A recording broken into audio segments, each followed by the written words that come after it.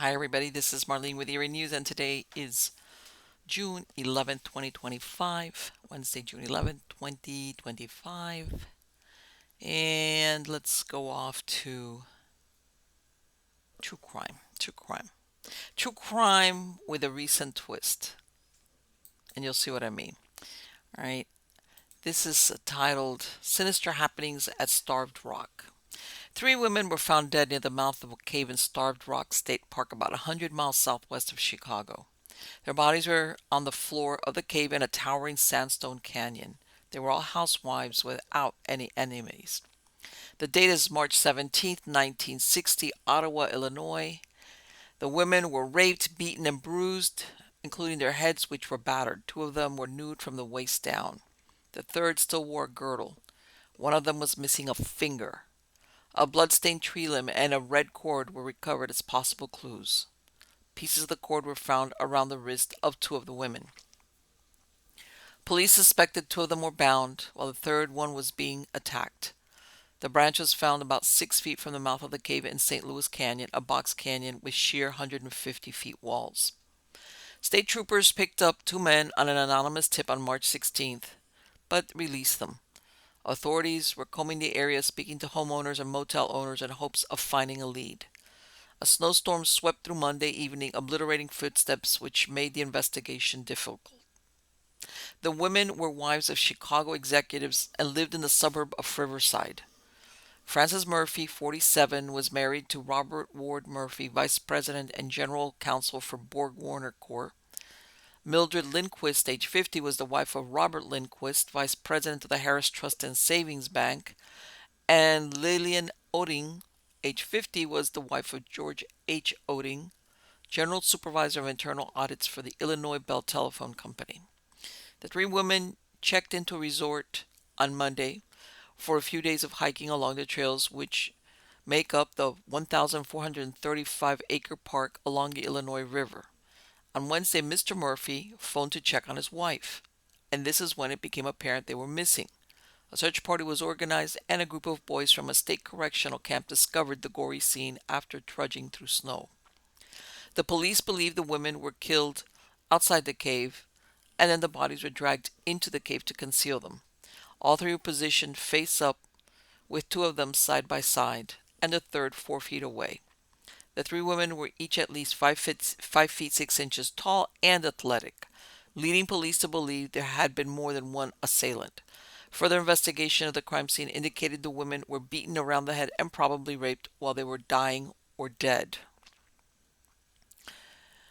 Evidence was found the women were trailed by the killer or killers over a tortuous footpath winding between trees, over boulders, and up and down a hill to the east end of St. Louis Canyon.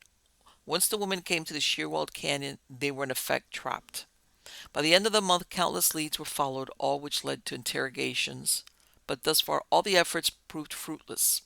The only viable clue so far was the hopes that the film inside a camera at the crime scene could be developed, with hopes of identifying the murderer. At the end of April, 6 weeks after the crime, a particle of chrome metal was turned up by the Michigan State Police Crime Laboratory while examining an overshoe worn by one of the three women.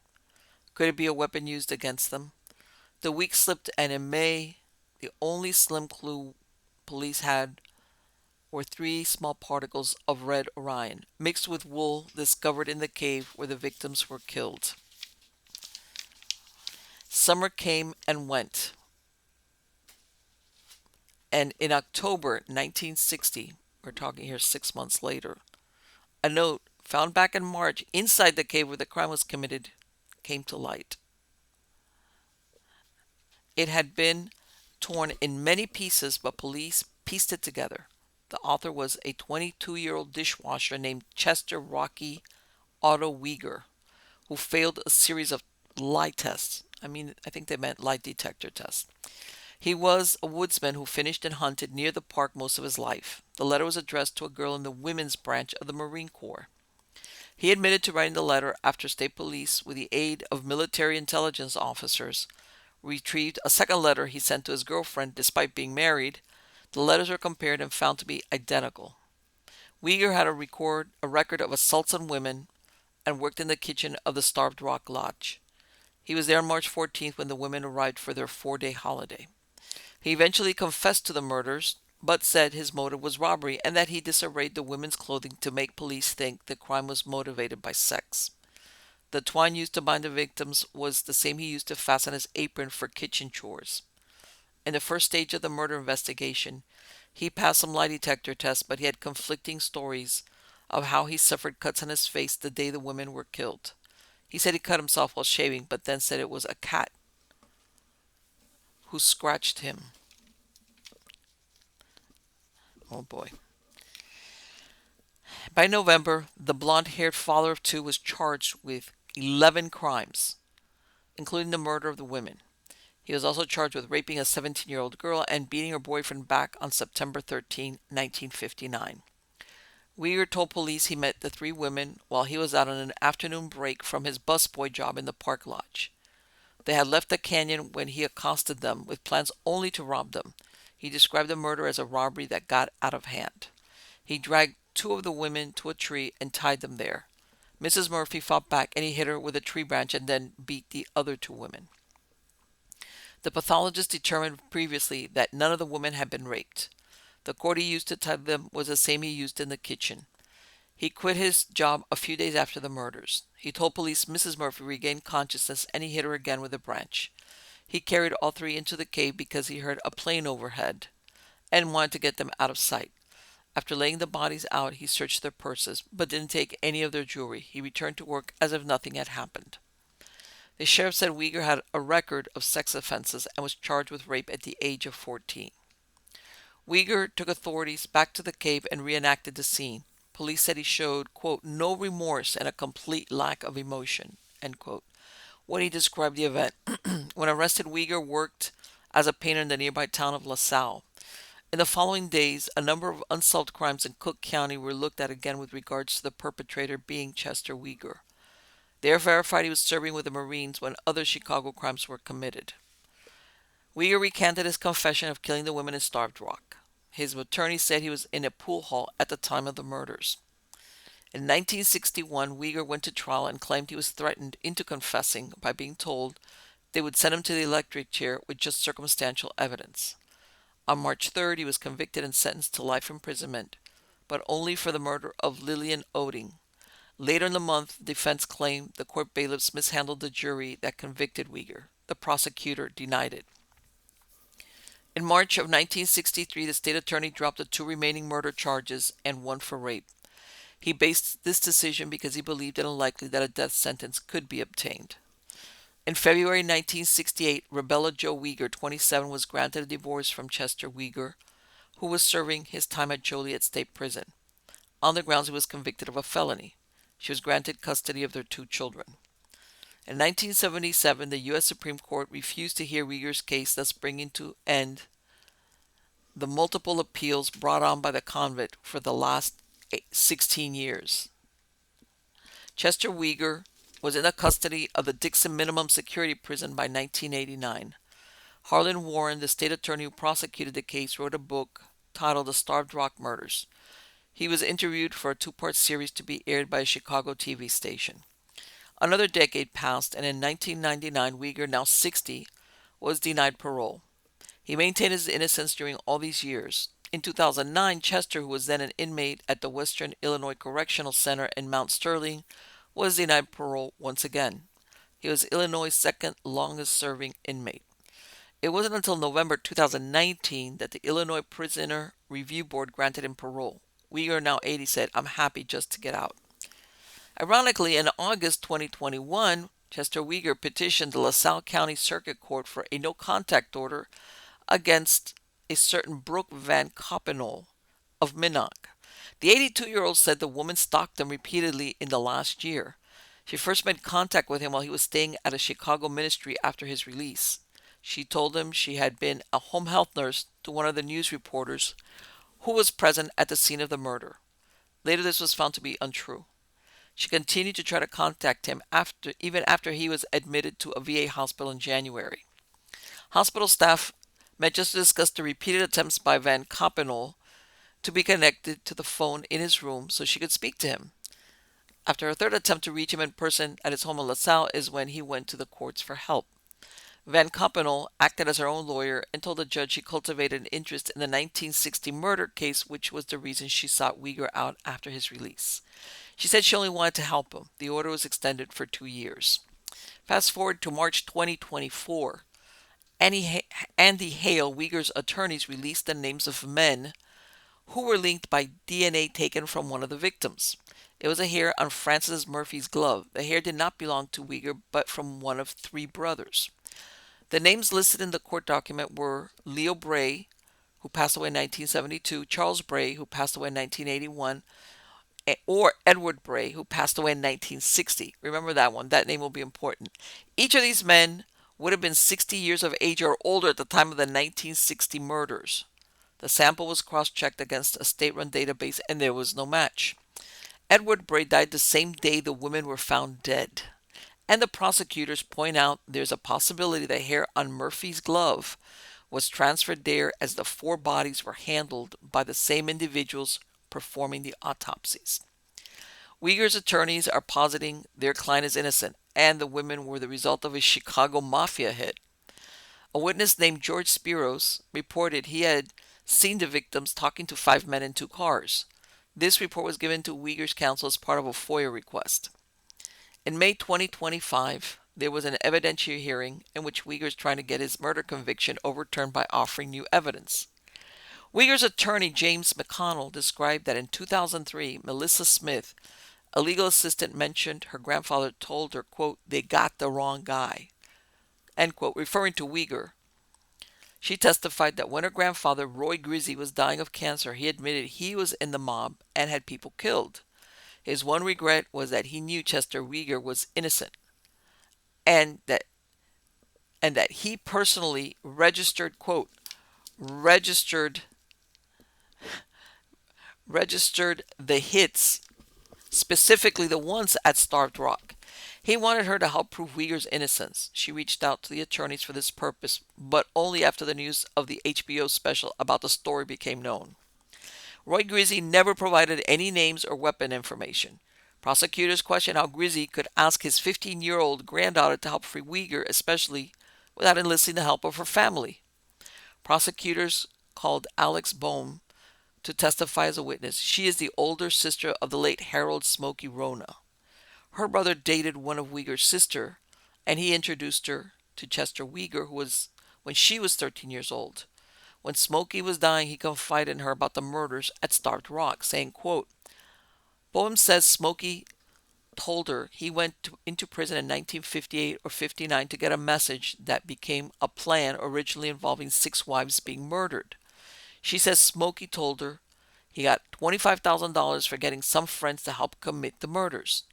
Boehm says Smokey also burned a house down by St. Louis Canyon to hide evidence, but never told her why or how the women were killed.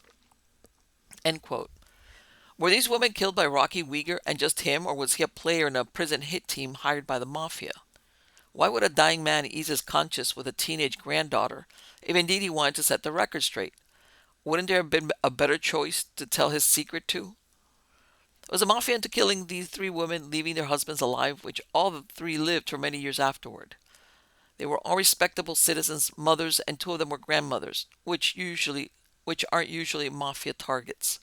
This theory seems to place the blame for their own deaths back on the victims in some twisted way, or at the very least for their husbands.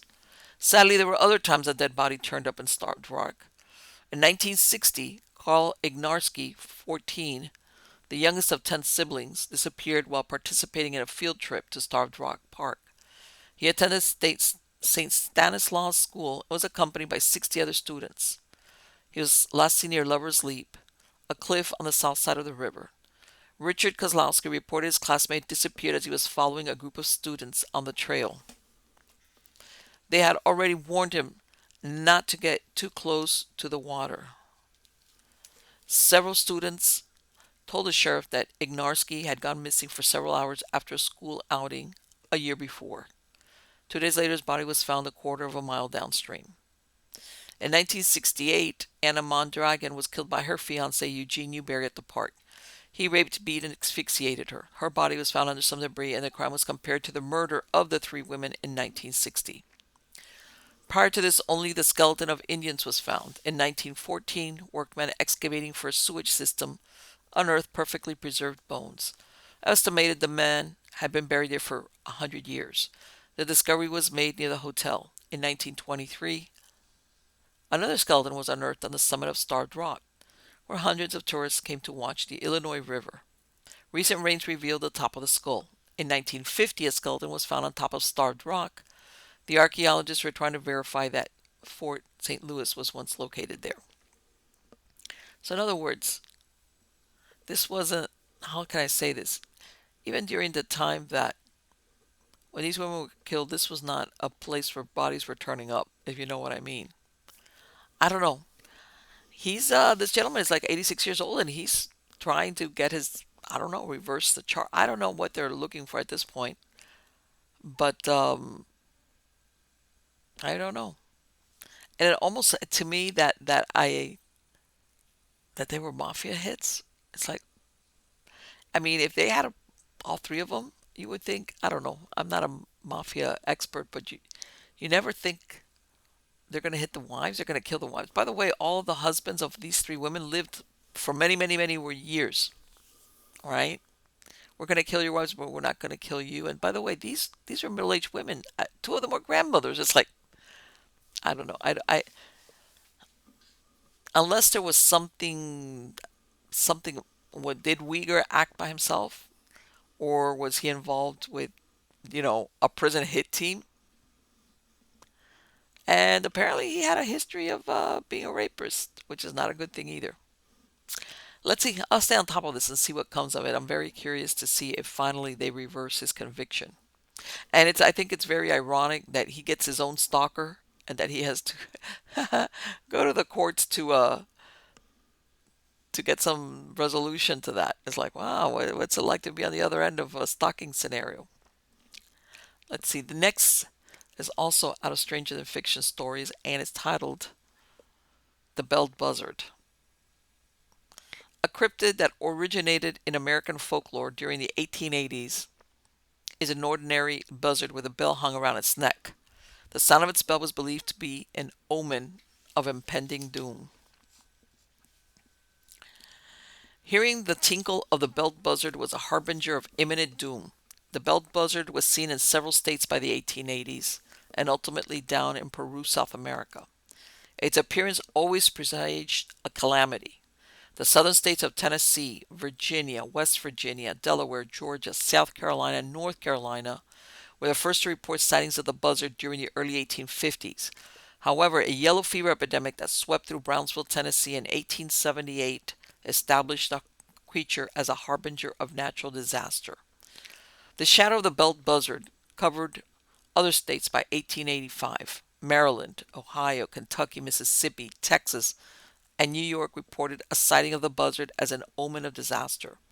There were those that said the buzzard had been belled since the War of 1812, and that sightings of the bird went as far south as Peru. The normal lifespan of a turkey vulture is 20 years. A 1923 article printed in the Buffalo Times explains the story of the belled buzzard this way, quote, Roxbury Mills, Maryland is the home of a buzzard that wears a bell about its neck, and the clang of the tocsin strikes terror to all who hear it. For surely as this iron note sounds through the air, so surely are war, pestilence, or accident impending. It will sit for hours on a limb or drag, gazing over the country and dreaming of the time when the land shall echo again to the rattle of rifle volleys and crash of cannon. For the people believe it took its abode here soon after the Civil War, and having tasted that most expensive of meats, human flesh, will not touch meat or carrion. It has never been known to prey on dead cows or horses, but it seems to divine the provision of its wished-for food.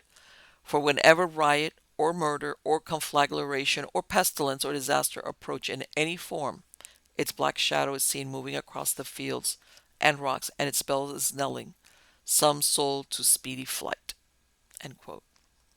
On September 28, 1912, the Saturday Evening Post published a story titled The Belled Buzzard, written by Irvin S. Cobb, based on the folklore retold for over 50 years. Set in a southern swamp, the murder mystery involves Squire Gathers, who is haunted by the sight and sound of a turkey vulture with a cowbell hung around its neck. Quote, a reference by the Delaware Ledger openly related, we most sincerely hope that the Belled Buzzard that has been so frequently spoken of or exchanged will not locate in this section. It might be the forerunner of cholera.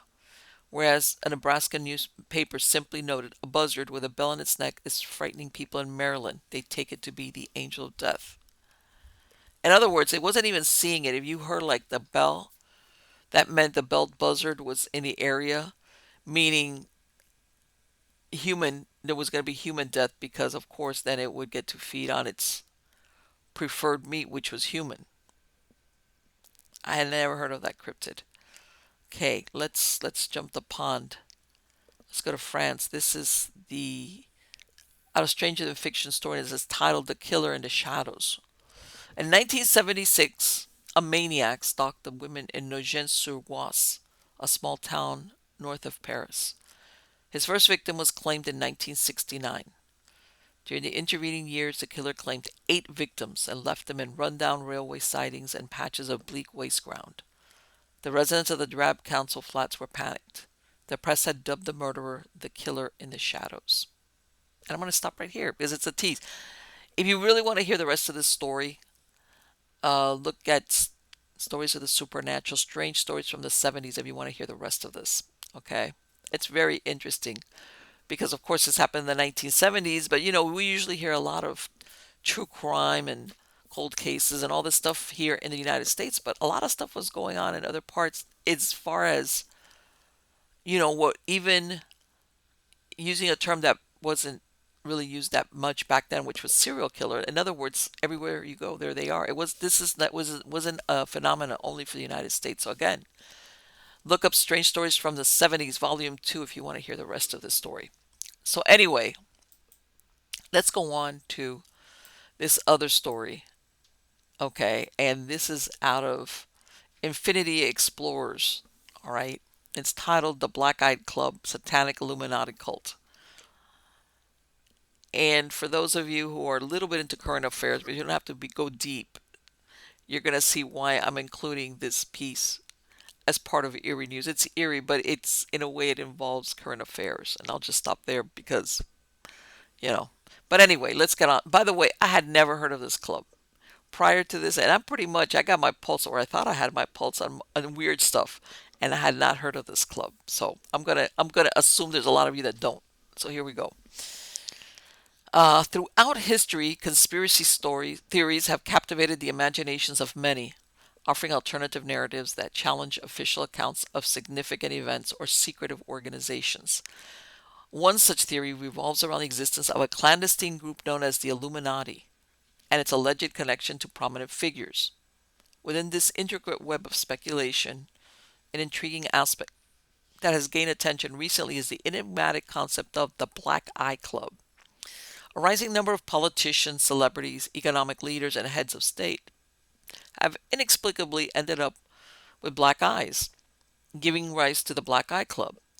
Some have had damage to their right eye, but most have had problems with their left. George W. Bush, Kanye West, and the Pope are a few of the notable figures who have bruises on their eyes and are believed to be members of this alleged satanic club. By the way, this was written in June of 2023, so this is before the death of Pope Francis, which was maybe a few weeks ago. That's why it's including him in the present tense, but let's keep going. Conspiracy theorists purport that the presence of a black eye on the left side of these celebrities' faces is not a result of accidental injury, but rather a deliberate occurrence during a secretive ritual. According to the beliefs, this black eye serves as tangible evidence of an initiation process within the Illuminati, where participants allegedly commit to consuming pain as a means to attain strength. By willingly subjecting themselves to this ordeal, conspiracy theorists argue that individuals demonstrate their dedication to the clandestine group's principles and objectives.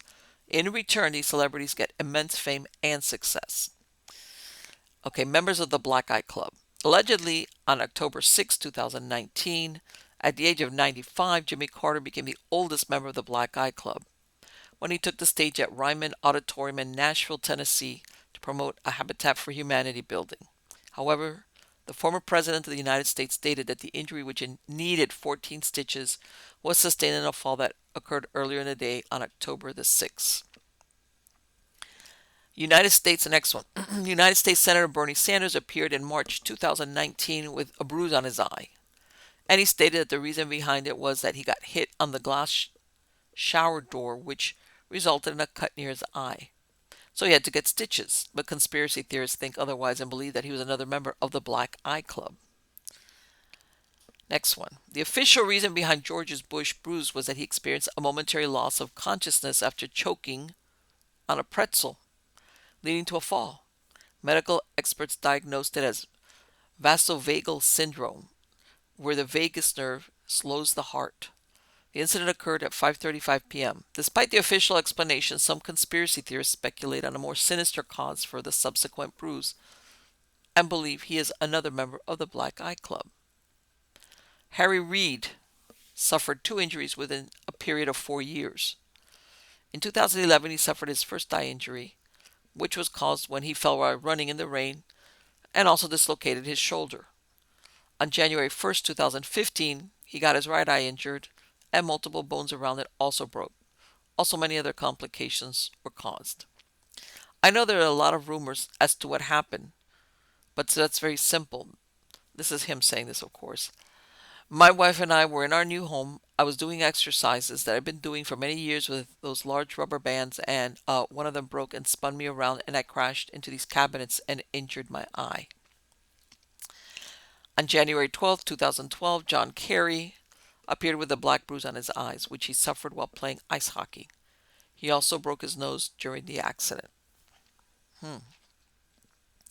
Prince Andrew first appeared with a black eye in June 2017, but there was no official explanation behind the injury. This raised more suspicion in the minds of conspiracy theorists and to some extent backed the theory of the Black Eye Club. In July 2017, surgeons at the Mayo Clinic removed the 5-centimeter blood clot during a minimally invasive craniotomy with a cut in the eyebrow. This caused a bruise in John McCain's eyes. Michael Noonan had eye surgery according to the Department of Finance, but the department declined to provide any other information. Dr. Gray determined that he had unilateral exophthalmus, also known as proptosis, or eye bulging. According to reports, this was his second eye operation in as many years. Michael Noonan's bruise was seen in February 2015, but no conclusive explanation behind the injury was given, which again sparked the mind of conspiracy theorists and backed up the Black Eye Club conspiracy. Next one. In April 2013, the palace offered a puzzling explanation for Prince Philip's black eye. In a press release, the palace stated that the prince woke up with the black bruise. Okay. Pope Francis smiles as he answers questions from journalists about his flight from Cartagena, Colombia to Rome on September 10, 2017.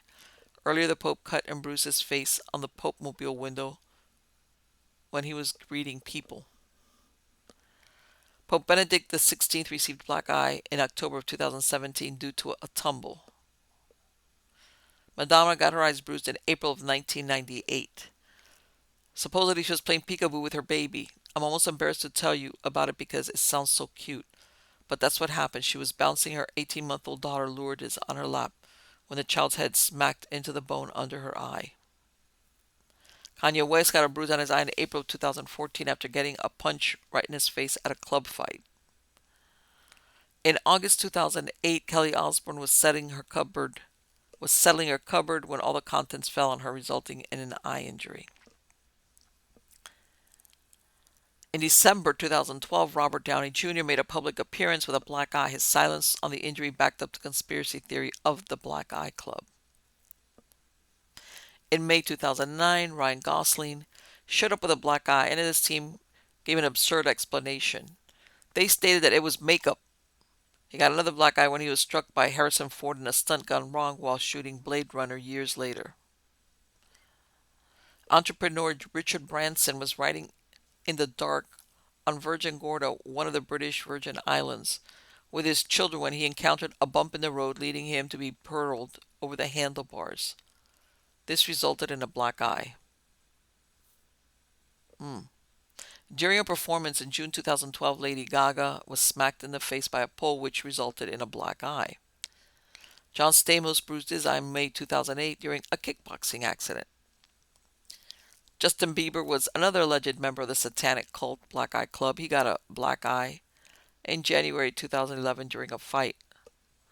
Let me tell you something. Justin Bieber's in a class with this thing of Sean Diddy Combs and the trials and everything. Let me tell you something. What price this kid has paid for his fame. Let's keep going. Steve Buscemi got his eye injured in 2001 during a bar brawl. He is another alleged member of the Black Eye Club. Last but not least, on the list of members of the Black Eye Club is Reese Witherspoon, who gets a black eye in September 2011 due to a car accident. Conclusion. The enigmatic phenomenon known as the Black Eye Club continues to intrigue and bewilder, casting an eerie shadow over the realm of fame and fortune. While celebrities and influential figures have attempted to provide plausible explanations for their mysterious black eyes, a lingering sense of suspicion persists, fueling dark speculations and sinister theories. It is within the realm of the occult that some dare to venture, suggesting a connection to a clandestine underworld, a realm inhabited by a satanic cult that revels in dark rituals and secret symbolism.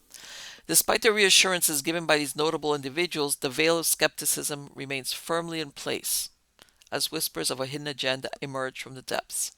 Perhaps it is the uncanny frequency with which these incidents occur that raises eyebrows, as if an invisible force orchestrates a malevolent dance, leaving its mark on the unsuspecting eyes of those who have climbed to the heights of fame and influence. Is it mere coincidence? Or is there a more sinister force at play? The answer eludes us, hidden within the murky recesses of the unknown. Some argue that the black eye is a symbolic representation, a clandestine signal exchange between members of the Black Eye Club, a secret brotherhood of the dark arts. Could it be that these renowned personalities unwittingly find themselves entangled within a web of occultism, with the black eye serving as a visible mark of initiation or allegiance? While we may never uncover the truth behind the Black Eye Club, one thing remains clear. A shroud of suspicion will continue to envelop these enigmatic occurrences. As the whispers persist and the conspiracies deepen, we are left to ponder the hidden realms that lie beyond the veil of fame, where the lines between reality and the occult blur, and where the black eye becomes an ominous symbol etched upon the canvas of our collective consciousness. In the end, whether one chooses to dismiss these occurrences as mere coincidences or embrace the notion of a shadowy cult weaving its influence within the corridors of power, the Black Eye Club will remain a captivating enigma, a haunting reminder that even in the world of the rich and famous, there are depths yet uncharted waiting to be revealed. As we delve into the mysterious world of the Black Eye Club and its ties to occult symbolism, do you believe there's a we ask, do you believe there's a deeper hidden agenda behind these black eye incidents? Or do you think they can be attributed to mere coincidence and natural explanations? I even heard that there was another theory as to the black eyes, which was it wasn't initiation, it was more like punishment, like you stepped out of line, boom, that kind of deal. Again, conspiracy, coincidence. But earlier today, I'm not gonna say I was listening to, but somebody pointed something out, which is like, well, food for thought. He goes, "How many people do you know that have black eyes? Yourself and others. You know, whether you know this person well or not well. How many people do you know that you?" And it's true. I haven't. Thankfully, I've never gotten a black eye.